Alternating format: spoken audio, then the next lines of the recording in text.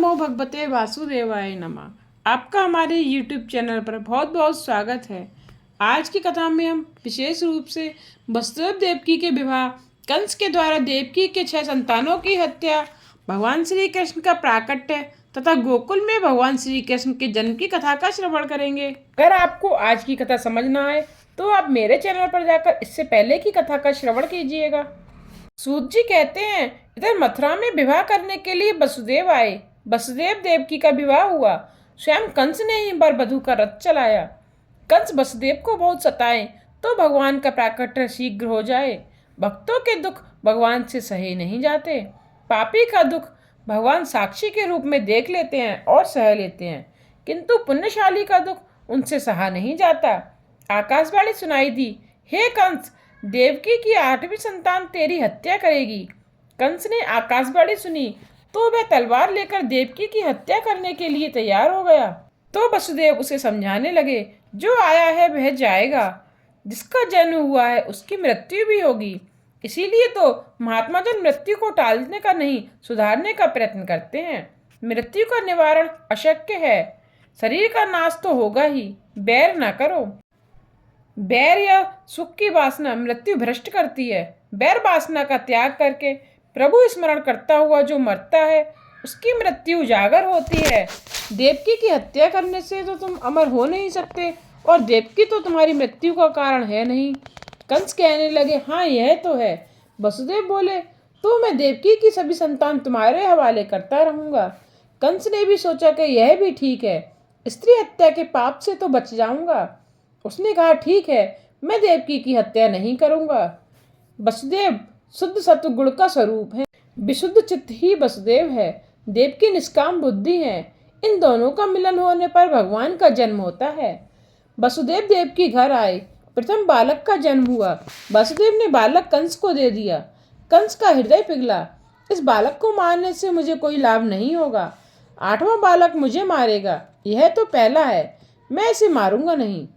7 बालकों को अपने पास ही रखना। मेरा काल होने वाला 8वां बालक ही मुझे देना। वसुदेव बालक लेकर घर लौटे। नारद जी ने सोचा कि यदि कंस ये अच्छाई करने लगेगा तो पाप कैसे कर पाएगा, और ये पाप नहीं करेगा तो भगवान अवतार नहीं लेंगे। कंस का पाप नहीं बढ़ेगा तो वह शीघ्र मरेगा भी नहीं। पाप न करने वालों को भगवान जल्दी मारते नहीं हैं। ईश्वर तो किसी को भी नहीं मारते, मनुष्य को उसका पाप ही मारता है। हमेशा 2 वस्तुओं से डरते रहो, पाप से और ईश्वर से। नारद जी कंस के पास आए और कहा, कंस तू तो बहुत भोला है, देव तुम्हें मारने की सोच रहे हैं। वसुदेव के बालक को छोड़कर तुमने अच्छा नहीं किया। कोई भी 8वां बालक हो सकता है। यदि 8वें बालक को पहला माना जाए तो वह पहला बालक 8वां माना जाएगा। कंस कहने लगा, तो क्या मैं सभी बालकों की हत्या करता रहूं? नारद जी ने सोचा कि यदि मैं सम्मति दूंगा तो मुझे भी बाल हत्या का पाप लग जाएगा। दूसरों को पाप की प्रेरणा देने वाला भी पापी है। नारद जी कहने लगे, राजन, मैं तो तुम्हें सावधान करने के लिए आया हूँ। तुम्हें जो ठीक लगे वह करते रहना। और वे नारायण नारायण बोलते हुए चले गए। नारद जी ने कंस के पाप को बढ़ाने के हेतु ही उसे उल्टा सीधा पाठ पढ़ा दिया। कंस ने वसुदेव देवकी को कारागार में बंद कर दिया। बिना अपराध ही बंधन में बंध गए। फिर भी उन्होंने मान लिया कि शायद ईश्वर को यही पसंद है। यह तो भगवान की कृपा ही है कि उनका नाम स्मरण करने के लिए एकांत मिला है। अतिशय दुख को भी प्रभु की कृपा ही समझनी चाहिए। कंस अभिमान है, वह जीव मात्र को बंद किए रहता है। सभी जीव इस संसार रूपी कारागृह में बंद हैं। हम सब बंदी हैं। जीव जब तक काम के अधीन है तब तक वह स्वतंत्र नहीं है। सभी बंदी ही हैं। वसुदेव देव की कारावास में भी जागृत थे, तब कि हम तो सोए ही रहते हैं। हमारा जीव कारागृह के एकांत में जागृत होने की अपेक्षा सोया ही रहता है। संसार में जो जागृत रहता है वही भगवान को पा सकता है। जो जागत है वह पावत है, जो सोवत है वह खोवत है। जो भगवान के लिए जागता है उसे ही भगवान मिलते हैं। कबीर जी ने कहा है, सुखिया सब संसार हैं, खावे अरु सोवे। दुखिया दास कबीर हैं, जागू अरु रोवे। कबीर उनके लिए जागे और रोए, सो उन्हें भगवान मिले। मीराबाई भी उनके लिए जागी और रोई, सो उन्हें भी भगवान मिले। कंस ने देवकी की 6 संतानों की हत्या कर दी। माया का आश्रय लिए बिना भगवान अवतार नहीं ले सकते। शुद्ध ब्रह्मा का अवतार हो ही नहीं सकता। यदि ईश्वर शुद्ध स्वरूप से आए तो जो भी उनका दर्शन पा सके उनका उद्धार हो जाए। दुर्योधन ने द्वारकाधीश के दर्शन तो किए थे, किंतु माया से आवृत प्रभु के दर्शन किए थे। जो निरावृत ब्रह्मा का साक्षात्कार पाता है उसे मुक्ति मिलती है। मायाव्रत ब्रह्मा के दर्शक की मुक्ति नहीं होती। संभव है भगवान के अवतार के समय हम कीड़े मकोड़े होंगे, हमने भगवान के दर्शन तो किए होंगे, फिर भी आज तक हमारा उद्धार नहीं हो पाया है। योग माया का आगमन हुआ। उन्होंने 7वें गर्भ की रोहिणी के उदर में स्थापना की।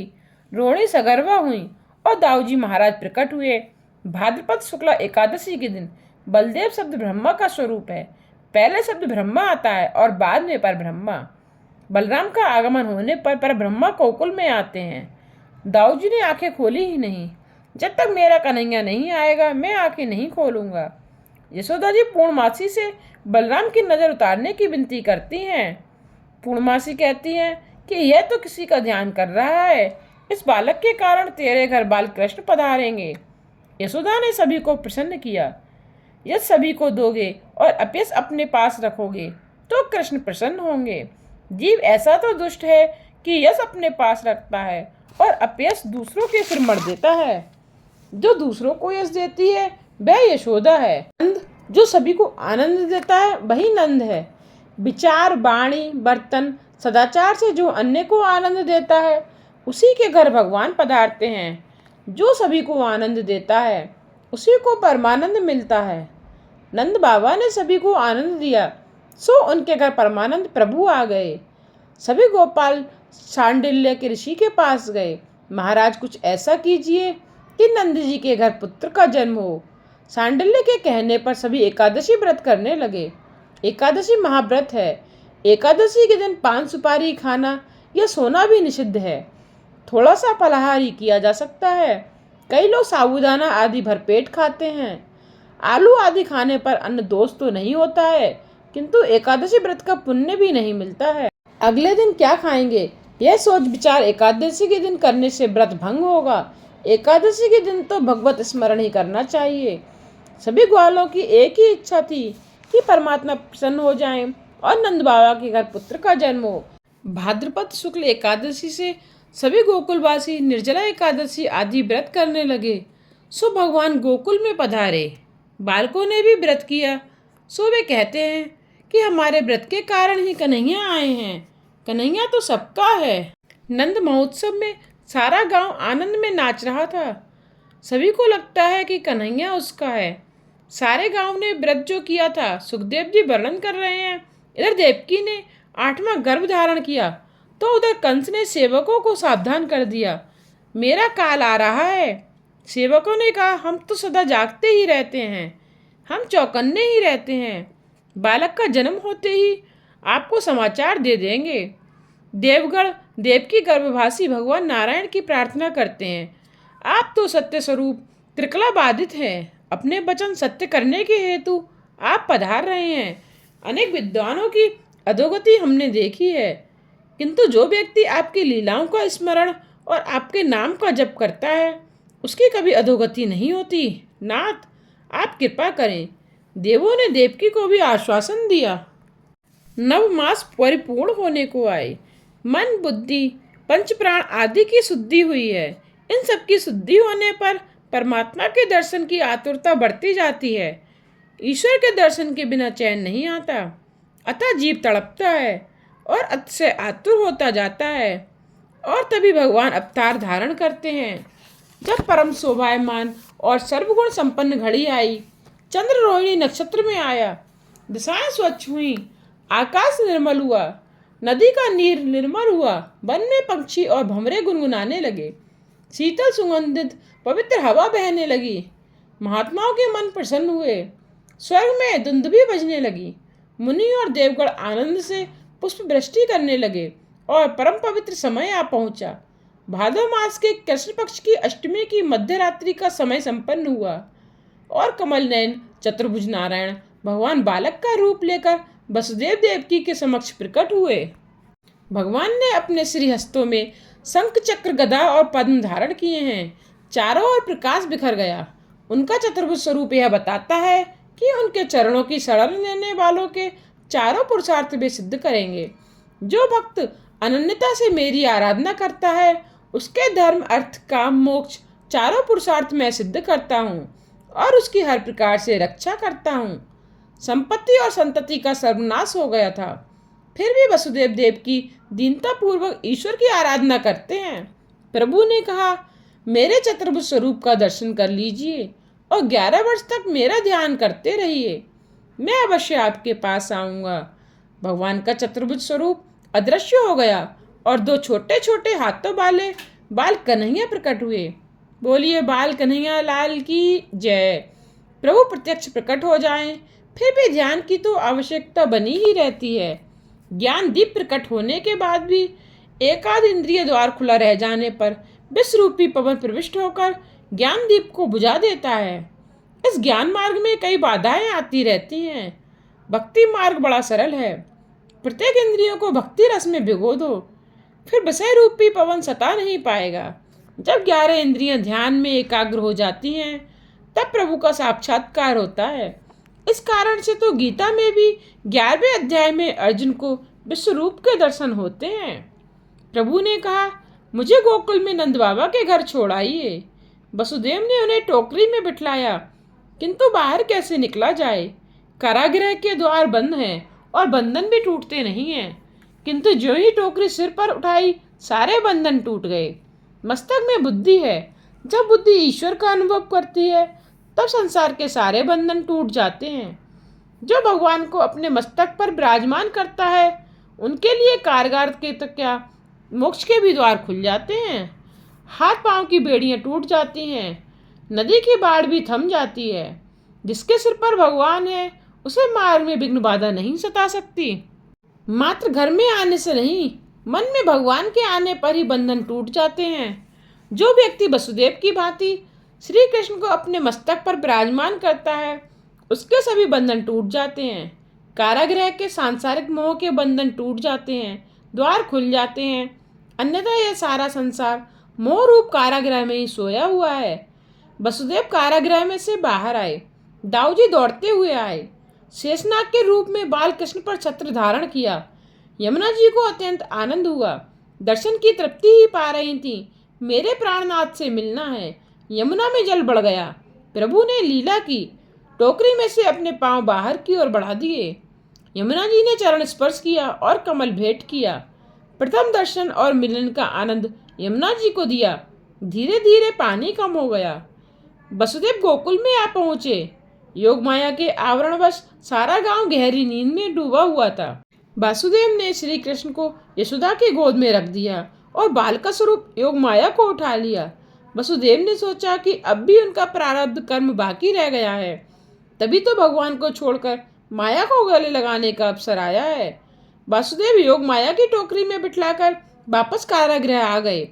ब्रह्म संबंध होने पर सभी बंधन टूट गए थे। अब माया आई तो बंधन भी आ गए। वसुदेव गोकुल ने माया को अपने सिर पर बिठला कर लाए, सो फिर बंधन आ पहुंचा और कारागृह के द्वार बंद हो गए। माया बंधन करता है। भगवान की आज्ञा के कारण ही तो वसुदेव ने बंधन को स्वीकार किया है। अब कारागृह में देवकी की गोद में सोई हुई योग माया रोने लगी। सेवकों ने शीघ्र ही कंस को संतान के जन्म का समाचार दिया। कंस दौड़ता हुआ आया। कहाँ है मेरा काल, मुझे सौंप दो उसे। कंस योग माया के पांव पकड़कर उसे पत्थर पर पीटने लगा, किंतु माया कभी किसी के हाथ में आई है? आदि माया ने तो कंस के ही सिर पर एक लात मार दी और हाथों से छूटकर आकाशगामी हो गई। आकाश में उन्होंने अष्टभुजा जगदम्बा भद्रकाली का रूप धारण किया। उन्होंने कंस से पुकार कर कहा, अरे पापी, तेरा काल तो अवतरित हो गया है और सुरक्षित है। कंस ने पश्चाताप करते हुए वसुदेव देवकी से अपने अपराध की क्षमा मांगी। इधर जन्माष्टमी के दिन नंद जी ने 12 बजे तक जागरण किया। सांडल्य के कहने पर सभी सो गए थे और गहरी नींद में डूब गए थे। बालकृष्ण जब नंद जी के घर में आए तब नंद बाबा सोए थे। नंद बाबा ने स्वप्न में देखा कि कई बड़े बड़े ऋषि मुनि उनके आंगन में पधारे हुए हैं। यशोदा जी ने श्रृंगार किया और गोद में एक सुंदर बालक खेल रहा है। उस बालक को मैं निहार रहा हूँ। शिवजी भी उस बालक का दर्शन करने हेतु आए हैं। नंद बाबा प्रातःकाल जागृत होने पर मन में कई संकल्प विकल्प करते हुए गौशाला में आए। वे स्वयं गौ सेवा करते थे। गायों की जो प्रेम से सेवा करता है उसका वंश नष्ट नहीं होता। नंद बाबा ने प्रार्थना की, हे नारायण, दया करो, मेरे घर गायों के सेवक गोपाल कृष्ण का जन्म हो। उसी समय बाल कृष्ण ने लीला की। पीला चोला पहने हुए, कपाल पर कस्तूरी के तिलक वाले बाल कृष्ण घुटनों के बल बढ़ते हुए गौशाला में आए। इस बालक को नंद जी ने देखा तो उनके मन में हुआ, अरे यह तो वही बालक है जिसे मैंने स्वप्न में आज देखा है। बाल कृष्ण ने नंद बाबा से कहा, बाबा, मैं आपकी गायों की सेवा करने के लिए आया हूँ। गौशाला में आए हुए कन्हैया को नंद जी प्रेम से निहारते हुए स्तब्ध से हो गए। उन्हें देह का भान तक नहीं रहा। बाल कृष्ण के दर्शन से वे समाधिस्थ से हो गए। उन्हें कुछ ज्ञात ही नहीं हो रहा था कि वे जाग रहे हैं या सो रहे हैं। सुनंदा को यशोदा की गोद में बाल कृष्ण की झांकी हुई तो वे दौड़ती हुई गौशाला में भाई को कवर करने आई। भैया भैया, लाला भयो है। आनंद ही आनंद हो गया। श्री कृष्ण हृदय में आ गए। नंद जी ने यमुना जी में स्नान किया। आज जन्मोत्सव के उपलक्ष्य में स्नान किया जाना था। उनको स्वर्ण के आसन पर बिठाया गया। सांडिल्य मुनि ने उनको दान करने को कहा। नंद जी ने कहा, जो चाहो सो ले जा सकते हो। नंद बाबा ने बड़ी उदारता से दान दिया। दान से धन की शुद्धि होती है। गायों का दान दिया गया। कई वर्षों तक तपचर्या करने पर भी महान ऋषि मुनियों का काम नष्ट न हुआ, अभिमान निशेष न हुआ, तो वे सब गोकुल में गाय का अवतार लेकर आए। उन्होंने सोचा था कि ब्रह्म संबंध होने पर भी निष्काम होंगे। नंद बाबा ने 2 लाख गायों का दान किया। एक ब्राह्मण को 10,000 गाय दान स्वरूप मिली। फिर घर ले आया। छोटा सा घर था, उसने घर के कोने कोने में गाय बांध दी। फिर भी बहुत सी बाकी रह गई। उस ब्राह्मण की पत्नी बड़ी कर्कशा थी। वह अपने पति से कहने लगी, कोई चाहे जितनी गाय दे, किंतु तुम सबको ले क्यों आए? इतनी सारी गायें देने वाला कौन निकल पड़ा? ब्राह्मण कहने लगा, अरे तू जानती ही नहीं है क्या? नंद बाबा के घर पुत्र रत्न का जन्म हुआ है। उन्होंने आज हजारों गायों का दान दिया है। नंद बाबा के घर पुत्र जन्म की बात सुनकर ब्राह्मणी आनंदित हो गई। पति पत्नी आनंद से मानो नाचने लगे। नंद घर आनंद भयो, जय कन्हैया लाल की। गांव के एक एक व्यक्ति को लगता है कि कन्हैया उसी का है। गांव की सभी गोपियों में कन्हैया के जन्म की बात फैल गई तो वे सब भी उसके दर्शन के लिए दौड़ पड़ी। मानो नवदा भक्ति दौड़ती हुई ईश्वर से मिलने के लिए जा रही हो। गोपियों का एक एक अंग कृष्ण मिलन और कृष्ण स्पर्श के लिए आंदोलित हो रहा है। उनकी आंखें कहने लगी, हम जैसा भाग्यवान कोई नहीं है, हमें ही कृष्ण दर्शन का आनंद मिलेगा। तो हाथों ने कहा, हम ही भाग्यशाली हैं, हम तो प्रभु को भेंट देंगे। तो गोपियों के कान कहने लगे, हमारे ही कारण तुम सब भाग्यशाली हो, क्योंकि कृष्ण प्राकट्य के समाचार हमने सबसे पहले जाने हैं। हम तो कन्हैया का बांसुरी वादन भी सुनेंगे। तो हृदय ने कहा, जब तक मैं पिघलता नहीं हूँ आनंद आता ही नहीं है। पांव बोल पड़े, हजारों जन्मों से हम यौवन सुख और धन संपत्ति के पीछे भागते आए हैं और आज प्रभु दर्शन के लिए दौड़ पड़े हैं। अब जन्म मृत्यु के दुख से छुटकारा होगा। सभी को आनंद का अनुभव हो रहा था। गोपियों की बेड़ी से फूल नीचे झड़ रहे थे और कह रहे थे, तुम कृष्ण दर्शन के लिए आतुरता से दौड़ रही हो, तुम भाग्यशाली हो, तुम्हारे सिर पर रहने के लिए हम योग्य नहीं हैं। हम तो तुम्हारे चरणों में गिरकर तुम्हारी चरण रज के स्पर्श से पावन हो जाएंगे। यशोदा की गोद में खेलते हुए सर्वांग सुंदर बाल कृष्ण का गोपियां दही से अभिषेक करने लगी। निर्धन गोपियां दूध और दही लेकर आई हैं। कृष्ण जैसे लाल के दर्शन होने पर आनंदावेश से वे भान भूल गईं और स्वयं को ही दूध दही से नहलाने लगीं। सभी गोपियों का मन कन्हैया ने आकर्षित कर लिया। हृदय में आनंद का पारावार उमड़ पड़ा है। गोपियां जितना लेकर आएंगे उसका 10 गुना बढ़ाकर वापस लौटाना है। किसी को चांदी की थाली दी गई तो किसी को चंद्रहार। यशोदा जी ने सोच लिया था कि घर का सर्वस्व क्यों ना लुट जाए, किंतु सभी का आशीर्वाद और शुभेच्छा पानी है। गोपियां जो कुछ भी मांगे दिया जाए। आनंद में पागल गोपियां कन्हैया की जय जयकार कर रही हैं। एक ने तो कहा, यदि देना है तो मुझे कन्हैया ही दीजिए। यशोदा ने उसे अपने पास बिठलाकर उसकी गोद में लाला को बिठलाया। आनंद आनंद। हजारों जन्म से बिछड़ा हुआ जीव आज प्रभु से मिल पाया। ईश्वर से मिलन होने पर जीव आनंद से झूम उठता है। पुरुष तो सभी बाहर रह गए, किंतु गोपियां तो अंदर पहुंचकर आनंद से नाच रही हैं। पुरुष अहंकार अभिमान का रूप है और स्त्री नम्रता दीनता की। जो गोपियों की भांति नम्र बनकर जाता है उसे ही ईश्वर की राजसभा में प्रवेश मिलता है। अहंकारी को वहां प्रवेश नहीं मिल सकता। नंद के घर सभी को आनंद देने वाले के घर परमानंद प्रकट हुआ। सभी के आशीर्वाद प्राप्त करोगे तो तुम्हारे घर सर्वेश्वर आएंगे। सभी का आशीर्वाद लेने वैसे तो बड़ा दुष्कर काम है, किंतु किसी के निश्वास तो कभी ना लो। किसी की भी बद्दुआ नहीं लोगे तो तुम भी नंद के समान बन सकोगे। वाणी, बर्तन, व्यवहार और विचार से जो सभी को आनंद देता है वही नंद है। सभी का आदर करो। आदरदान उत्तमोदान है। सभी जीव को शिव स्वरूप मानकर सभी का आदर करो। ज्ञानी का लक्षण ही यह है कि उसके व्यवहार से किसी को अशांति और उद्वेग न होने पाए। औरों के बर्तन से अपने मन को कभी अशांत और विचलित न करना। नंद बाबा सदा सर्वदा आनंद में रहते थे और औरों को आनंद देते थे। ऐसे नंद के घर ही परमानंद पधारते हैं। सभी को आनंद न दिया जा सके तो कोई बात नहीं है, किंतु दुख तो किसी को भी ना दो, कोई दुखी ना हो जाए, ऐसा कभी मत करना।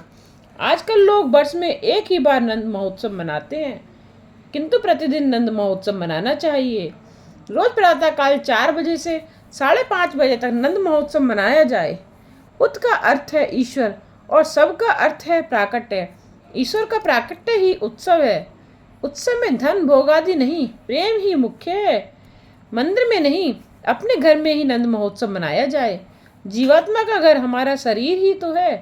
नंद महोत्सव का अर्थ मिठाई बांटना या दही दूध उड़ेलना नहीं है। ऐसा करने पर तो आनंद का अतिरेक हो जाएगा। उत्सव तो हृदय में होना चाहिए, हृदय में मनाना चाहिए। ईश्वर का प्राकट्य होने पर मनुष्य को देह में रहते हुए भी देह का भान नहीं रह पाता। देह धर्म भूलने पर ही उत्सव सफल होता है। परमात्मा को हृदय में पधराओ। हृदय में परमात्मा का प्राकट्य होने पर भूख प्यास नहीं सताती। जो हर रोज नंद महोत्सव मनाता है उसका सारा दिन आनंद में बीत जाता है। निर्धन व्यक्ति भी यह महोत्सव मना सकता है। उस उत्सव में धन नहीं, मन ही प्रधान है। नंद महोत्सव की तैयारी तो करनी ही पड़ती है। अपने शरीर को मथुरा और हृदय में गोकुल बनाओ और फिर नंद महोत्सव मनाओगे, तभी हृदय गोकुल में परमात्मा प्रकट होंगे। गो का अर्थ है इंद्रिय और कुल का अर्थ है समूह। गोकुल का अर्थ है इंद्रियों का समूह अर्थात हृदय। शरीर मथुरा है और हृदय गोकुल। नंद जीव हैं, इस शरीर को मथुरा बनाना है। हृदय गोकुल में बाल कृष्ण को पधराओ। मन को आसक्ति से बचाओगे तो शरीर मथुरा बनेगा और हृदय गोकुल। पवित्र काया ही मथुरा है। माँ प्रभु जी की आज्ञा है, मथुरा और मधुरा एक है। काम सुख और संपत्ति मद है। इन 2 मदों से जो अपने को बचाता है उसी का शरीर मथुरा बन सकता है। इन 2 वस्तुओं में फंसा हुआ है मन। इस मन को ही बचाना है। मनुष्य कई बार तन से तो काम सुख का त्याग कर सकता है, किंतु मन से नहीं करता है। तन से जो त्याग करे किंतु मन से ना करे, वह त्याग दंभ मात्र है। इन 2 वस्तुओं में माया है। इन दोनों से मन को बचाना है। 2 वस्तुओं को प्रभु ने आसक्तिपूर्ण बनाया है, स्त्री और धन। इन 2 आसक्तियों में मद सा आकर्षण है। इन दोनों से हमें बचना होगा। संपत्ति, शक्ति और भोग की उपस्थिति होने पर भी मन को बचाए रखना ही सच्चा संयम है। अपनी जवानी में जो मन को अंकुशित कर पाए वही सयाना है। वृद्धावस्था में आंखें तेजीहीन होने पर यदि कोई व्यक्ति सिनेमा का शौक छोड़ दे तो उसकी क्या बड़ाई है। भोग विलास से यौवन को भ्रष्ट ना करो। किसी महात्मा ने कहा है, कुछ लोगों का धन पत्थर की पूजा में चला जाता है, बनिए का धन प्रसाद में जाता है और जमींदार का धन विवाह आदि में चला जाता है। भक्ति आसान नहीं है, पर स्त्री और पर संपत्ति की आसक्ति को छोड़े बिना भक्ति का आरंभ नहीं हो सकता। प्रातः काल में पूजा कर ली और सब कुछ हो गया, भक्ति हो गई, ऐसा मानना ठीक नहीं है। जब तक भोग वृद्धि है तब तक ईश्वर की भक्ति कैसे हो पाएगी। भक्ति मार्ग में भोग बाधक है। मन को धीरे धीरे भक्ति मार्ग की ओर मोड़ दो। द्रव्य का चिंतन करते रहने से द्रव्य मिलेगा नहीं। द्रव्य और कामसुख का विचार तक छोड़ दोगे तभी तुम्हारी काया पवित्र होगी। यमुना भक्ति का ही नाम है। शरीर को मथुरा बनाना है और हृदय को गोकुल तो भक्ति यमुना के किनारे बसना होगा। यमुना का भक्ति का किनारा कभी न छोड़ना। 24 घंटे भक्ति तट पर रहोगे, तभी तुम्हारा शरीर मथुरा और हृदय गोकुल बन पाएगा। जब तक मन में मत्सर होगा, शरीर मथुरा नहीं हो पाएगा। मत्सर तो विद्वान और धनिक दोनों को सताता है। परमात्मा के राज्य में अन्याय है ही नहीं। जो कुछ भी हो रहा है ठीक ही हो रहा है। मनुष्य के शासन में पाप है, ईश्वर के शासन में पाप नहीं। आजकल के लोग शरीर की अपेक्षा मन से अधिक पाप करते हैं। इस शरीर को मथुरा बनाओ। ऊपर कहे मत से मन को दूर रखोगे तो शरीर मथुरा बनेगा। उस मत से मन को बचाने का उपाय क्या है? मथुरा शब्द को उलटने से रातुम शब्द बनेगा और बची में थू अक्षर निकाल दोगे तो राम रह जाएगा। जिसके मुख में हमेशा राम शब्द बसा रहता है, उसी का शरीर मथुरा बन पाता है। यदि परमात्मा से हमेशा संबंध बना रहेगा तो राम रहेगा, नहीं तो थू ही रह जाएगा और सभी यमदूत थू थू करेंगे उस पर। हम तीर्थ यात्रा करें वह तो ठीक है, किंतु शरीर को ही तीर्थ से पवित्र बनाओ और हृदय को गोकुल बनाओ। गौ शब्द के कई अर्थ हैं। गौ का अर्थ है इंद्रिय, भक्ति, गाय, उपनिषद आदि। इंद्रियों को विषयों की ओर बढ़ाने देने से अपेक्षा प्रभु की ओर मोड़ दो, क्योंकि उनके स्वामी प्रभु ही हैं। भक्ति आँखों से भी हो सकती है और कानों से भी। आँखों से भक्ति करने का अर्थ है आँखों में प्रभु को बसाकर जगत को देखना। इस प्रकार देखने से जगत कृष्ण रूप दिखाई देगा। तुलसीदास जी और हनुमान को सीताराम के सिवाय और कोई भी दिखता ही नहीं था। मन में तो भगवत स्मरण हमेशा चलते रहने दो। हृदय गोकुल बनते ही कन्हैया आ जाएगा।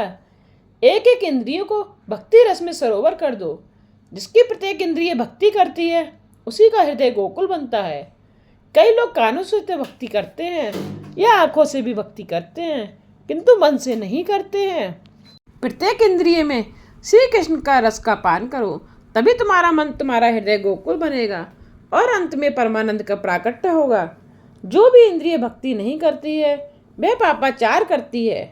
जो अपनी प्रत्येक इंद्रिय से श्री कृष्ण रस का पान करता है वही गोपी है। ज्ञानी अपनी इंद्रियों को निर्दु करके प्राण को ब्रह्मरंध्र में स्थित रख के अपने ललाट में ब्रह्म ज्योति का दर्शन करते हैं। वैष्णव जन अपने हृदय सिंहासन पर बाल कृष्ण को विराजते हैं। वैष्णव अपने हृदय में प्रभु के दिव्य प्रकाश को निहारते हैं। ठाकुर जी के दर्शन करने के बाद आंखें मूंद कर उनके स्वरूप को अपने भीतर देखो।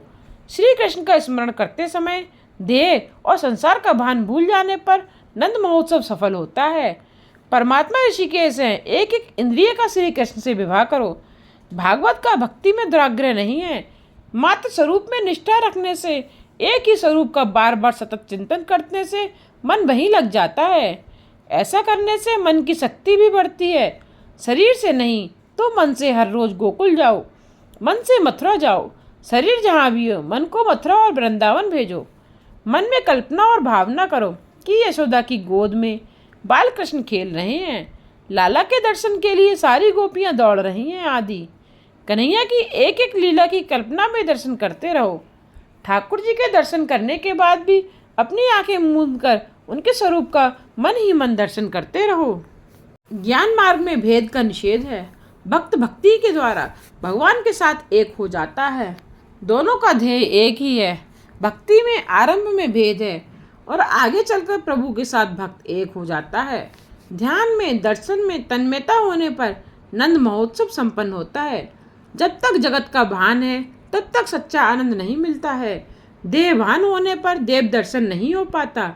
देहभान भूले बिना दर्शन में सच्चा आनंद नहीं मिलता। ध्यान के बिना ईश्वर का साक्षात्कार नहीं हो पाता। वसुदेव और देवकी ने 11 वर्ष तक प्रभु का ध्यान किया था। ध्यान करने वाले को यह भी भूल जाना चाहिए कि वह ध्यान कर रहा है। अपने पिता को और जगत को भूलकर ईश्वर भाव ही शेष रहे, तभी अदैत्य संपन्न होता है। देह और जगत का भान भूलकर जो ईश्वर भाव शेष रह जाता है वही अदैत्य है। संतों का जीवन पढ़ोगे तो ज्ञात होगा कि उन्होंने जीवन भर कष्ट सहन किया है। सांसारिक व्यवहार से तो वे बड़े दुखी रहे, किंतु उनका मन अलिप्त रहता था। अपनी पत्नी की मृत्यु पर नरसिंह मेहता ने कहा, अच्छा ही हुआ कि जंजाल नष्ट हो गया। अब तो बड़े चैन से मैं श्री गोपाल की भक्ति करूंगा। नरसिंह मेहता को एक ऐसा तत्व मिल गया था जिसके कारण दुखद प्रसंग भी उन्हें प्रभावित नहीं कर पाते थे। उनके हृदय में श्री कृष्ण विराजमान थे। वृंदावन में कई साधु प्रतिदिन नंद महोत्सव मनाते हैं। तुम कल्पना और भावना से वृंदावन जाओ और इस महोत्सव को मनाओ। शरीर चाहे कहीं भी हो, किंतु मन से तो नंद बाबा के घर में ही निवास करो। भावना करो कि तुम वहाँ सेवा करते हो और लीला के दर्शन कर रहे हो। यशोदा के गोद में कन्हैया खेल रहा है, गायें उछल कूद कर रही हैं, गोपियाँ आनंद मना रही हैं। ऐसी कल्पना और स्मरण करते रहने से सारा दिन बड़े मजे से गुजर जाएगा। यदि एक ही स्वरूप का ध्यान न किया जा सके तो कृष्ण लीला का कीर्तन करो। कीर्तन में ऐसे लीन हो जाओ कि देह भान और देश काल भी कोई भान न रहे। नंद बाबा का गोकुल शुद्ध प्रेम भूमि है। उसमें स्वयं सुख पाने की नहीं, औरों को सुखी करने की भावना है। स्वयं सुखी होने की और अन्य को सुखी ना करने की भावना होगी तो सुख तुम्हारा ही त्याग करेगा। औरों को सुखी करने की इच्छा करने वाला कभी दुखी नहीं होता। नंद महोत्सव का आरंभ प्रातःकाल 4 बजे हुआ था, अतः इसे ब्रह्म मुहूर्त में ही मनाया जाए। ध्यान धारणा का सर्वोत्तम समय ब्रह्म मुहूर्त का है। प्रातःकाल प्रभु भजन से आनंद प्राप्त किए जाने पर सारा दिवस ही बड़े आनंद से व्यतीत हो जाता है। प्रातःकाल जल्दी उठकर आधा घंटा ध्यान करो। ईश्वर के साथ एक तत्व साधो। 12 वर्ष तक इस प्रकार नियम पूर्वक पूजा करने से ईश्वर का अनुभव होगा। प्रातःकाल जब ध्यान प्रार्थना करने से परमात्मा तुम्हें सारा दिन पाप कर्मों से बचाएंगे। प्रातःकाल में हृदय थोड़ा सा पिघलने पर सारा दिन आनंद से बीत जाएगा। यदि कुछ और ना बन पाए तो आंखें बंद करके नंद महोत्सव का ध्यान धरोगे तो भी मन शुद्ध होगा। वृंदावन में बहुत से संत नंद महोत्सव के 18 श्लोकों का नित्य पाठ करते हैं। नवमी के दिन महोत्सव हुआ। भादोपदी द्वादशी के दिन भगवान शंकर गोकुल में पधारे। शंकर योगीश्वर हैं और कृष्ण योगेश्वर। योगीश्वर और योगेश्वर का मिलन हुआ। भगवान शंकर निवृत्ति धर्म का आदर्श दिखाते हैं तो श्री कृष्ण प्रवृत्ति धर्म का। बाहर से प्रवृत्त और भीतर से निवृत्त सभी प्रवृत्ति करते हैं, किंतु किसी भी प्रवृत्ति में आसक्ति नहीं है। प्रवृत्ति करते तो हैं किंतु निवृत्ति की ही भांति। भगवान शंकर कहते हैं कि जिसे ब्रह्मानंद का आस्वाद लेना है उसे थोड़ी बहुत निवृत्ति तो लेनी ही पड़ेगी। जो चाय बीड़ी जैसी मामूली वस्तु का त्याग नहीं कर पाता वह मोह माया काम कैसे छोड़ पाएगा। जिसे भजनानंद चाहिए उसे विषयानंद को छोड़ना ही होगा। शिव जी किसी गांव में अधिक समय नहीं रहते, वे शमशान में ही वास करते हैं। वे कहते हैं कि ध्यानानंद भजनानंद पाना है तो प्रवृत्ति कम करते जाओ। एक गृहस्थ ने अपनी एक कन्या एक किसान को दी थी और एक कन्या एक कुम्हार को। एक बार उसने किसान के घर आकर अपनी पुत्री से कुशल मंगल पूछा। कन्या ने कहा बारिश नहीं आ रही है, यदि बारिश आ जाए तो सब कुछ ठीक हो जाए। वह गृहस्थ वहाँ से उस कुम्हार के घर आया और अपनी वहाँ रहती हुई कन्या से हालचाल पूछने लगा। तो उस कन्या ने कहा मिट्टी के बर्तन से बहुत से बना लिए हैं और अब भट्टी में पकाना है। मैं चाहती हूँ कि बारिश आए ही नहीं। यह कथा सभी की है। जीव पिता है और प्रवृत्ति निवृत्ति 2 पुत्रियाँ। ये 2 कन्याएं एक साथ नहीं रह सकती। साथ रहने आएंगी तो दुखी हो जाएंगी। निवृत्ति का आनंद लेना हो तो प्रवृत्ति का मानसिक त्याग करो। जब तक शारीरिक शक्ति है प्रवृत्ति का विवेक पूर्वक त्याग करते जाओ। वैसे तो रक्तचाप बढ़ जाने पर डॉक्टर के कहने पर सेठ आराम करते हैं, किंतु वह सच्ची निवृत्ति नहीं है। सभी प्रवृत्तियां एक साथ छोड़ देना असंभव है, किंतु प्रवृत्तियों का ऐसा आयोजन करो कि प्रभु सेवा के लिए पर्याप्त समय मिलता रहे। वेदांत का अधिकार विरक्त को, विलासीहीन को नहीं। बातें तो ब्रह्म ज्ञान की करें, किंतु प्रेम धन संपत्ति नारी जड़ पदार्थों से करें तो वह सच्चा ब्रह्मज्ञानी नहीं है। जगत मिथ्या है ऐसे बोलने मात्र से नहीं, अनुभव करने से लाभ होता है। व्यवहार मिथ्या है ऐसा मानकर व्यवहार करो। मानव को यह भान ही नहीं रहता कि धन संपत्ति के दौड़ में वह ईश्वर को भूल रहा है। भगवान शंकर भादो मास के कृष्ण पक्ष की द्वादशी के दिन श्री कृष्ण के दर्शन करने आए। योगीश्वर और योगेश्वर का मिलन हुआ। शंकर अकेले ही आए। भक्ति में यदि संग अच्छा ना होगा तो भक्ति कार्य में विक्षेप होगा। भजन और दर्शन तो अकेले ही किया जाए। औरों को अपने साथ रखने से हम रजोगुणी हो जाते हैं। कई लोग भजन या दर्शन करने के लिए औरों को भी बुलाने जाते हैं। सत्कर्म के लिए औरों को प्रेरणा देना वैसे तो बड़ी अच्छी बात है, किंतु साथ हो लेने पर रास्ते में भली बुरी बातें भी तो होती हैं जो ठीक नहीं है। भजन और दर्शन एक चित्त से करो। दर्शन के बाद मंदिर के बरामदे में थोड़ी देर बैठने का यही प्रयोजन है कि हमने भगवान के जिस स्वरूप का दर्शन किया है उसे दिल में उतारें, कि जिसे अगली सुबह तक वह मन में बना रहे।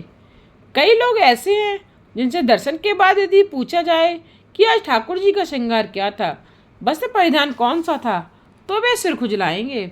दर्शन के बाद यदि ठाकुर जी को मन में बसाकर घर ले जाया जाए तभी वह दर्शन सार्थक है। अधिकतर लोग भगवान को मंदिर में ही छोड़कर अपने अपने बंगले या दुकान पर चले जाते हैं। ईश्वर के सिवाय अन्य किसी का भी संग ना करो। जीव अभिमानी और विश्वासघाती है।